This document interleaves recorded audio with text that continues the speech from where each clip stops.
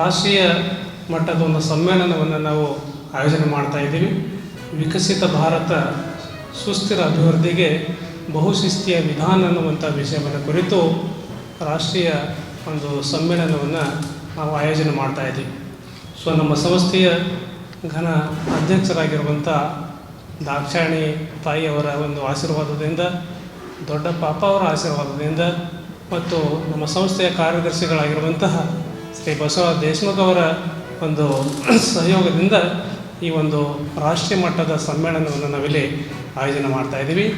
So ಈ ಒಂದು ಸಮ್ಮೇಳನವು ನಮ್ಮ ಮಹಾವಿದ್ಯಾಲಯ ಮತ್ತು ಭಾರತೀಯ ಆರ್ಥಿಕ ಸಂಘದ ಸಹಯೋಗದೊಂದಿಗೆ ಇದು ಒಂದು ನಡೀತಾ ಇದೆ. ಸೊ ಈ ಒಂದು ಕಾರ್ಯಕ್ರಮಕ್ಕೆ ನಮ್ಮ ಸಂಘದ ಕಾರ್ಯದರ್ಶಿಗಳಾಗಿರುವಂತಹ ಬಸವರಾಜ ದೇಶಮುಖ್ ಅವರು ಉದ್ಘಾಟಕರಾಗಿ ಆಗಮಿಸ್ತಾ ಇದ್ದಾರೆ. ಅದೇ ರೀತಿಯಾಗಿ ಭಾರತೀಯ ಆರ್ಥಿಕ ಸಂಘದ ಒಂದು ಕಾರ್ಯದರ್ಶಿಗಳಾಗಿರುವಂತಹ ಶ್ರೀ ಅನಿಲ್ ಕುಮಾರ್ ಠಾಕೂರ್ ಸರ್ ಅವರು ಬರ್ತಾ ಇದ್ದಾರೆ. ಅದೇ ರೀತಿಯಾಗಿ ಮುಖ್ಯ ಅತಿಥಿಗಳಾಗಿ ಸೆಂಟ್ರಲ್ ಯೂನಿವರ್ಸಿಟಿಯ ರಿಜಿಸ್ಟ್ರಾರ್ ಆಗಿರುವಂಥ RR ಬಿರದರ್ ಅವರು ಬರ್ತಾ ಇದ್ದಾರೆ.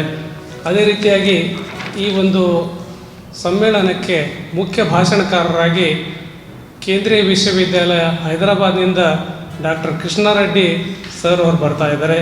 ಅದೇ ರೀತಿಯಾಗಿ ಹುಬ್ಬಳ್ಳಿಯ KLE ಟೆಕ್ ವಿಶ್ವವಿದ್ಯಾಲಯದ ಪ್ರಾಧ್ಯಾಪಕರಾಗಿರುವಂಥ ಡಾಕ್ಟರ್ ಕರಿಬಸಪ್ಪ KG ಅವರು ಈ ಆರ್ಟಿಫಿಷಿಯಲ್ ಇಂಟೆಲಿಜೆನ್ಸ್ ವಿಷಯದ ಮೇಲೆ ಮಾತಾಡಲಿಕ್ಕೆ ಆಗಮಿಸ್ತಾ ಇದ್ದಾರೆ. ಈ ರೀತಿ ಅನೇಕ ಗಣ್ಯರು ರಾಷ್ಟ್ರ ಮಟ್ಟದಿಂದ ಈ ಒಂದು ಸಮ್ಮೇಳನದಲ್ಲಿ ಭಾಗವಹಿಸ್ತಾ ಇದ್ದಾರೆ.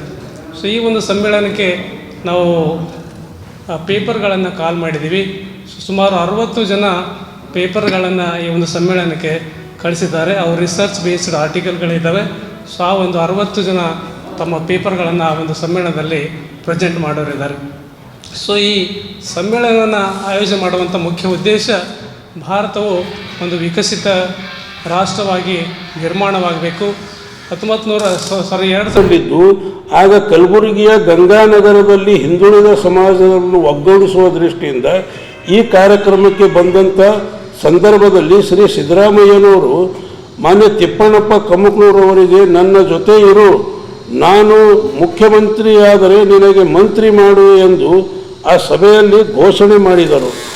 ಆದರೆ ಇಂದು ಸಿದ್ದರಾಮಯ್ಯನವರು ಮುಖ್ಯಮಂತ್ರಿಯಾಗಿದ್ದು ಅವರ ಜೊತೆಯಲ್ಲೇ ದಿನನಿತ್ಯ ಜೊತೆಯಲ್ಲೇ ಇರುತ್ತಾರೆ ತಿಪ್ಪಣ್ಣಪ್ಪನವರು.